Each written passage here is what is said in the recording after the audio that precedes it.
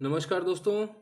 और agri science academy में आप सभी का पुनः स्वागत है। और आज जिस शीर्षक पर हम चर्चा करने जा रहे हैं, जो पढ़ने जा रहे हैं, वो शीर्षक है क्रॉप रोटेशन यानी कि फसल चक्रण।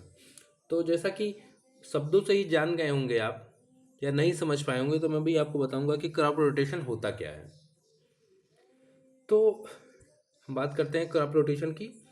तो एक अगर परिभाषा के तौर पे अगर हम लेते हैं, तो परिभाषा के तौर पे जब हम इसको लेंगे तो क्रॉप रोटेशन का अर्थ होता है कि एक निश्चित भूभाग पर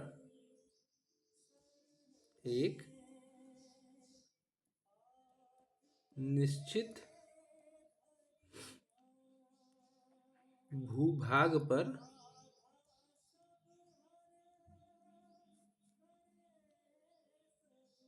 एक निश्चित समय या अवधि में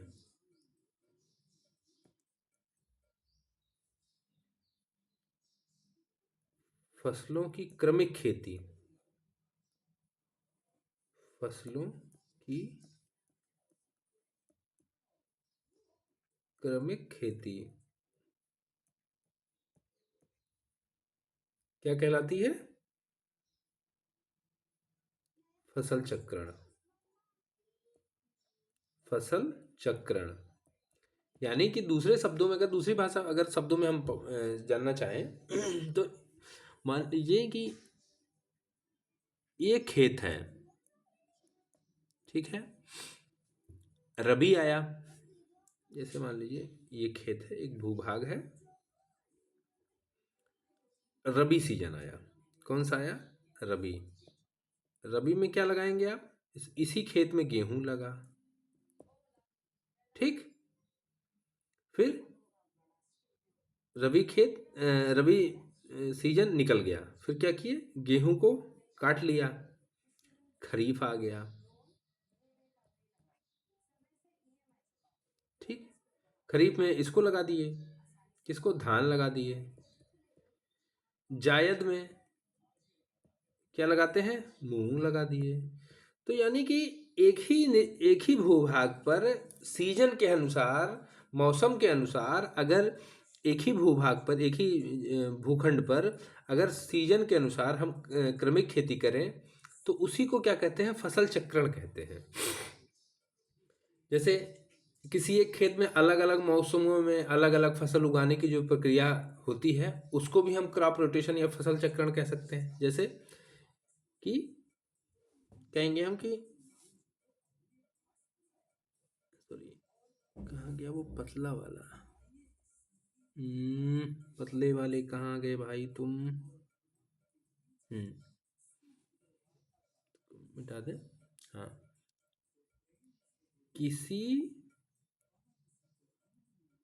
एक प्रक्षेत्र में, दूसरी परिभाषा है, किसी किसी एक प्रक्षेत्र में मौसमों के अनुसार, मौसमों के अनुसार अलग अलग फसलें उगाना, फसलें उगाना, ये क्या होता है? क्रॉप रोटेशन है। क्रॉप रोटेशन या फसल चक्रण है। फसल चक्रण, इसको आप लोग अपने हिसाब से शब्दों में क्रमागत कर लीजिएगा। तो हम कैसे करेंगे? किसी एक प्रक्षेत्र में मौसमों के अनुसार, जैसे मैंने भी पहले बताया ना कि रबी में गेहूं लगा दो, खरीफ में धान लगा दो, जायद में मूंग लगा दो। तो किसी एक प्रक्षेत्र में मौसमों के अनुसार अलग अलग फसलें उगाना क्या है? क्रॉप रोटेशन या फसल चक्रण है। यहां तक सभी के समझ में आ गया होगा, ठीक। जैसे मान लीजिए कि कहीं कहीं आप देखे होंगे, गेहूं लगाया, फिर मिक्स में सरसों लगा दिया, तो वो क्रॉप रोटेशन नहीं होगी। जैसे गेहूं के साथ सरसों लगा दिया, तो वो क्रॉप रोटेशन नहीं है, वो मिक्स्ड क्रॉपिंग हो गई। क्रॉप रोटेशन का अर्थ हो गया कि मान लीजिए 1 महीना गेहूं, उदाहरण स्वरूप ले लेंगे। मान लीजिए खेत है, इसी इसी खेत में एक बार गेहूं लगा दिया, मूंग लगा दिया, धान लगा दिया, सॉरी यहाँ होना चाहिए था, ये लगा दिया, और खेत वही है। और सीजन के अनुसार, सीजन के अनुसार यही हो गया crop rotation. Crop TATION, CROP, crop ROTATION, crop rotation. इतना हम उम्मीद है सभी को समझ में आ गया होगा। अब फसल चक्रों में, जो फसल चक्रण में कि कुछ मुख्य बिंदु पढ़ लेते हैं हम। क्या मुख्य बिंदु? फसल चक्रण के संबंध में कुछ मुख्य बिंदु पढ़ लेते हैं। जैसे फसल चक्रण में दो से अधिक फसल हो सकती है,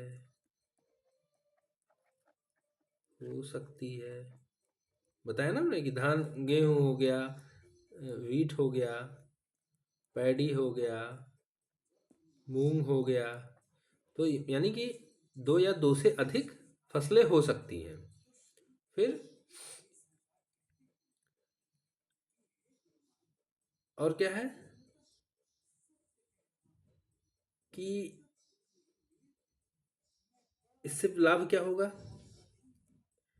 फसल चक्रण से उर्वरा शक्ति बनी रहती है, उर्वरा शक्ति बनी रहती है, उर्वरा शक्ति बनी रहती है, बनी रहती है। ठीक। अब प्रश्न उठना चाहिए कि फसल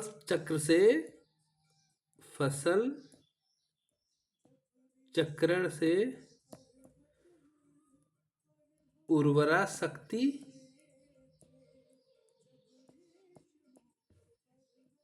का क्या संबंध है?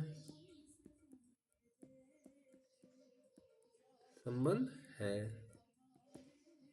हम कह रहे हैं ना कि फसल चक्रण से उर्वरा शक्ति बनी रहती है, तो फसल चक्रण से उर्वरा शक्ति तभी बनी रहेगी जब उसका कुछ संबंध होगा, डायरेक्ट या इनडायरेक्ट रूप से। तो है संबंध। क्या संबंध है? संबंध यह है कि सबसे पहले जान लीजिए, हर फसल की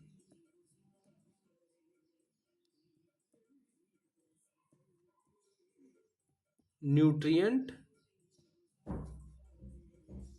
मांग अलग अलग होती है, अलग अलग होती है। ठीक, हर फसल की न्यूट्रिएंट मांग अलग अलग होती है। तो जो हम आप पढ़ते हैं कि कितना उर्वरक डाला जाए, कितना उर्वरक डाला जाए, जैसे गेहूं में वैज्ञानिकों ने तय किया है 120 60 60, यानी NPK। तो गेहूं की न्यूट्रिएंट मांग जो है वो यही है, 120 60 60। ठीक। धान की कुछ और है, मूंग की कुछ और है। तो इसका संबंध इसलिए प्रत्यक्ष रूप से क्रॉप रोटेशन से है कि गेहूं में हमने 120 60 60 हमारे पौधे को चाहिए था, उसने लिया। अगर धान में भी यही मांग रहेगी 120 60 60, तो उस स्थिति में क्या होगा? उस स्थिति में ये होगा कि इन 3 एलिमेंट्स का, इन 3 न्यूट्रिएंट का मृदा में कमी हो जाएगी। मृदा में कमी हो जाएगी। ठीक, अब जब मृदा में कमी हो जाएगी इन 3 न्यूट्रिएंट्स नाइट्रोजन, फास्फोरस और पोटास की, तो स्वाभाविक है कि मृदा के स्ट्रक्चर में बदलाव होगा। मृदा के स्ट्रक्चर में बदलाव होगा।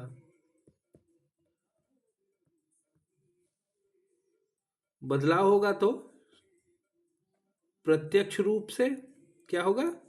प्रत्यक्ष रूप से क्या प्रभावित होगी? प्रोडक्शन प्रभावित होगा। प्रोडक्शन प्रभावित होगा। ठीक, अब समझ आप गए होंगे कि इससे उर्वरा शक्ति क्यों बनी रहती है, कि बैलेंस हो जाता है। मृदा से बैलेंस्ड तरीके से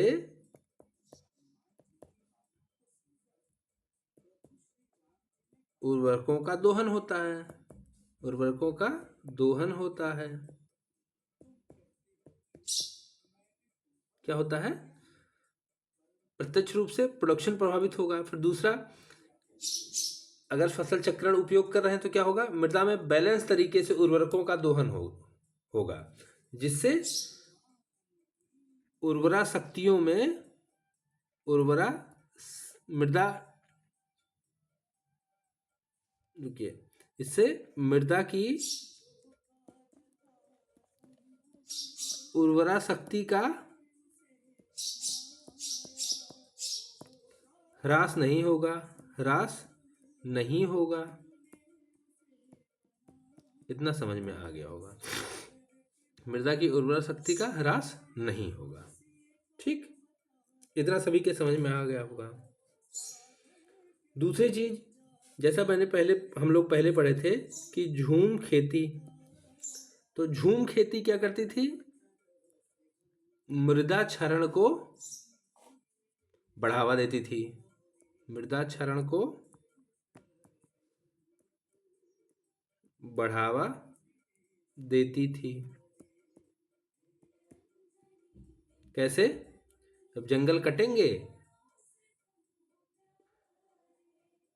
कवर्ड एरिया कटेगा, कैनोपी कटेगी पृथ्वी की, तो उस स्थिति में होगा कि जल प्रत्यक्ष रूप से पृथ्वी पर पड़ेगा और सॉइल इरोजन होगा।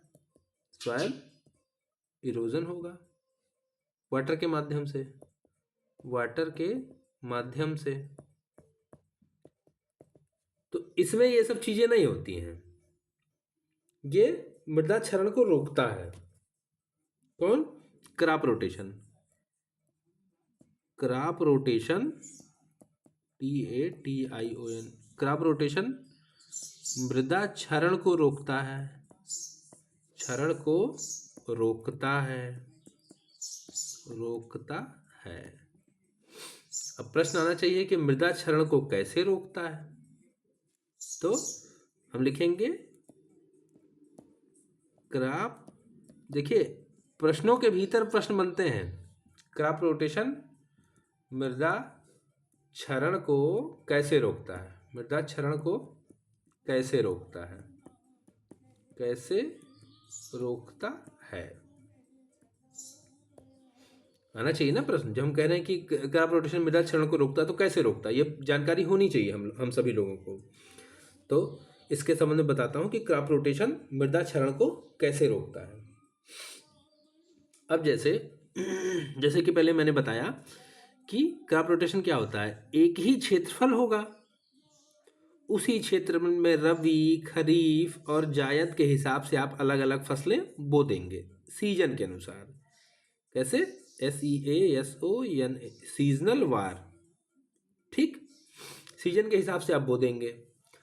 अब होगा कि जब सीजन के हिसाब से आप लगाएं खेत में फसल जब रहेगी, तो क्या होगा कि जो मृदा होगी वह कवर्ड होगी या कह सकते हैं कि ग्रीन कैनोपी से आच्छादित होगी। ग्रीन कैनोपी यानी पत्तियां हो गई, ग्रीन कैनोपी से आच्छादित होगी। क्या होगा? मृदा होगी वह कवर्ड होगी या ग्रीन कैनोपी से आच्छादित होगी। तो जब वो ग्रीन कैनोपी से आच्छादित होगी तो जैसे जमीन पे पॉलीथीन बिछा दीजिए, ये वो है कोई क्षेत्र है, इस पे अगर पॉलीथीन बिछा दीजिए और बारिश होती है ऊपर से, ठीक है, और प्रत्यक्ष रूप से इस पे जमीन पे पानी नहीं पड़ेगा तो यहाँ से मिट्टी थोड़ी ना हट जाएगी।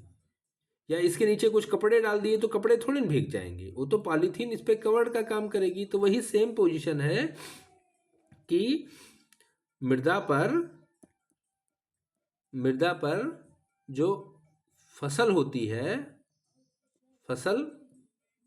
है वह कवर का काम करती है, कवर का कार्य करती है। भाई कवर का कार्य करेगी ना, कि पानी को डायरेक्ट पृथ्वी के संपर्क में नहीं आने देगी। पहले जल कहाँ गिरेगा? पहले जल गिरेगा आपका कहाँ पे? पौधों की पत्तियों पे, टहनियों पे। उसके बाद फिर वो होता हुआ तब नीचे जाएगा। तो उससे क्या होगा? मृदा का कटाव कम होगा, मृदा का कटाव कम होगा या नहीं होगा, अब आपके मन में प्रश्न ये आना चाहिए कि झूम कल्टीवेशन में भी तो झूम कल्टीवेशन में भी खेती होती थी, तो वहां आप कह रहे थे कि मृदा का ह्रास होता है, सॉइल इरोजन होता है। हाँ, दोनों में अंतर है। दोनों में अंतर ऐसे है कि क्रॉप रोटेशन में हम किसी सीजन में खेत को खाली नहीं छोड़ते हैं, खेत को खाली नहीं छोड़ते, पूरे क्षेत्रफल को कवर रखते हैं, पूरे क्षेत्रफल को कवर रखते हैं। यह क्या है? खेत को खाली नहीं छोड़ते, पूरे क्षेत्रफल को कवर रखते हैं पूरे वर्ष भर। ठीक, ये किस में है? ये है क्रॉप रोटेशन में।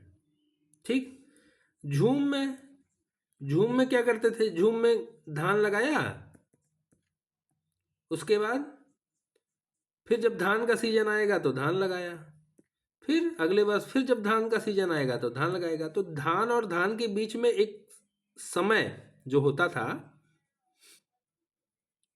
जो समय बचता है 7-8 महीने का, उस समय जो पृथ्वी होती थी वो अनकवर्ड रहेगी। तो जब अनकवर्ड रहेगी, बारिश होगी तो क्या होगा? मृदा अपवाह होगा, मृदा बह जाएगी। तो यही अंतर है। देखिए, जो मैं बता रहा हूं ये मैं लॉजिकल तरीके से बता रहा हूं, और ये समझने वाली बात है कि प्रश्न में प्रश्न उठते हैं। ये नहीं कि आपने एक टॉपिक उठाया उसके बारे में सीधा सीधा पढ़ लिया, नहीं, प्रश्न में प्रश्न उठते हैं, क्योंकि अब कंपटीशन ज़्यादा है। अब प्रश्न के अंदर प्रश्न पूछे जाएंगे, एक प्रश्नों के अंदर कई सारे प्रश्न उठेंगे। तो उम्मीद है आपको ये समझ में आया होगा झूम कल्टीवेशन और इसमें क्या कहते हैं क्रॉप रोटेशन में अंतर, क्यों एक में मृदा क्षरण होता है, एक में मृदा क्षरण नहीं होता है। दूसरा क्या है? फसल चक्र जो होता है वो भूक्षरण को रोककर भू आर्द्रता को भी सुरक्षित करता है। यानी जब ये कवर्ड रहेगा तो नमी बनी रहेगी, वर्ष भर किसमें? मृदा में। ठीक, और झूम खेती में ऐसा नहीं होता। झूम खेती में डायरेक्ट सनलाइट पड़ती है किस पे? झूम में क्या होता है? डायरेक्ट सनलाइट पड़ती है, सनलाइट पड़ती है साल के अधिकांश समय। उस स्थिति में क्या होता है, मृदा की आर्द्रता समाप्त हो जाती है। भाई धूप पड़ेगी तो क्या होगा, धूप पड़ेगी तो इवेपोरेट होके मृदा का जल ऊपर चला जाएगा। फिर क्या होगा, फसल चक्र क्या करता है, फसल चक्र संतुलित कार्यक्रम देता है, आपको पूरे वर्ष भर रोजगार प्रदान करता है। फसल चक्रण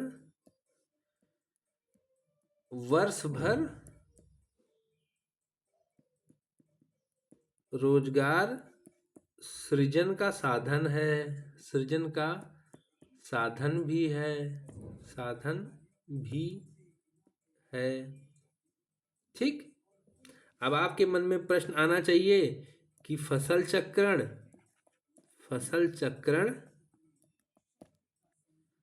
किस प्रकार से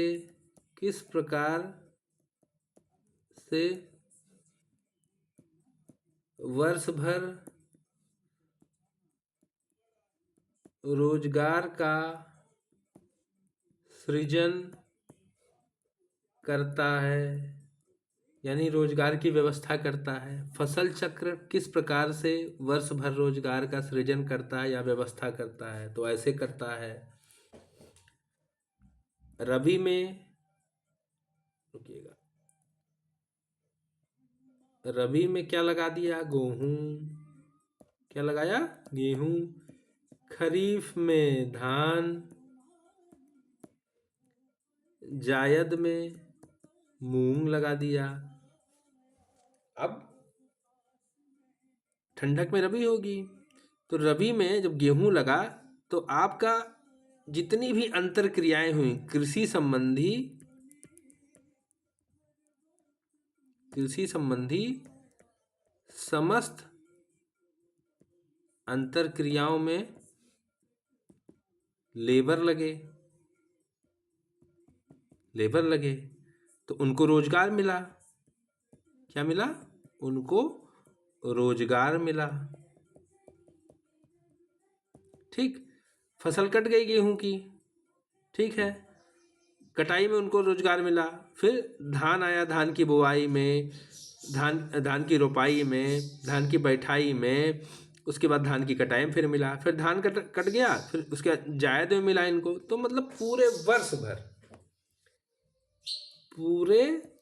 वर्ष भर इसने क्या किया, लेबर को रोजगार दिया। ठीक। ये सब ध्यान दीजिएगा, ये सब बहुत छोटे छोटे प्रश्न हैं लेकिन समझने वाली बातें हैं। लेबर को क्या किया, रोजगार दिया। लेबर की आय को स्थिर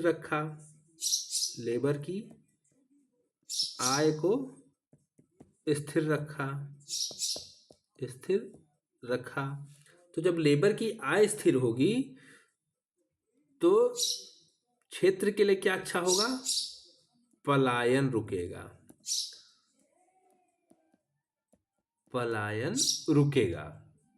ठीक। जैसे आप नहीं जानते होंगे या आप सकता आपको जानकारी हो कि पलायन की जो सबसे ज्यादा दर है, पलायन की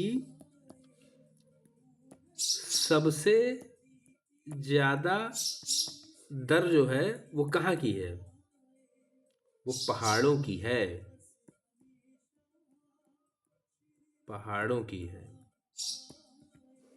और एक पुरानी कहावत भी है, जो पलायन की सबसे ज्यादा दर है, जो सबसे ज्यादा पलायन होता है, लोग नौकरी पेशे के लिए दूर दराज जाते हैं, वो कहाँ, पहाड़ों के लोग ज्यादा जाते हैं। एक कहावत है पहाड़ के लिए कि पहाड़ का पानी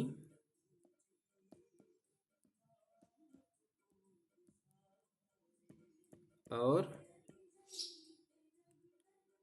पहाड़ की जवानी कभी पहाड़ के काम नहीं आते, पहाड़ के काम नहीं आते। अब इसको कैसे कहेंगे हम? पहाड़ में,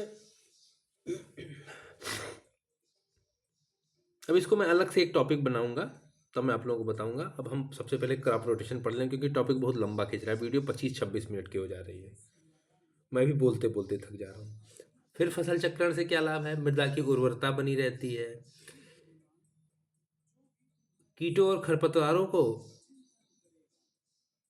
आराम से निपटाया जा सकता है, चूंकि 3 बार अंतर क्रियाएं होंगी तीनों तीनों सीजन में, तो कीट और आपके खरपतवार लंबे समय तक जीवित नहीं रह पाएंगे। उपज अधिक होगी, मृदा की उर्वरता शक्ति बनी रहेगी। तो ये सब कुछ चीजें हैं ऐसी। और मूल क्या है? यह आधुनिक खेती की कुंजी भी मानिए इसको, आधुनिक खेती की कुंजी है। कैसे? कि ये उत्पादन क्षमता को बरकरार रखता है,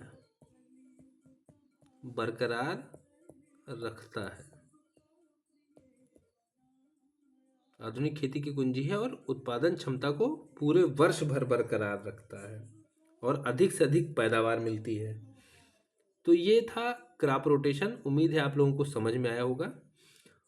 और जैसा कि मैंने बताया कि जो बताया ना कि पहाड़ की खेती और पहाड़ का जवानी और पहाड़ का पानी कभी पहाड़ के काम नहीं है, तो इसके संबंध में अलग से टॉपिक अलग से वीडियो बनाऊंगा, मैं आप लोगों को बताऊंगा। तो उम्मीद है ये वीडियो आपको समझ में आया होगा। अगर समझ में आया हो तो कृपया मेरे चैनल को सब्सक्राइब,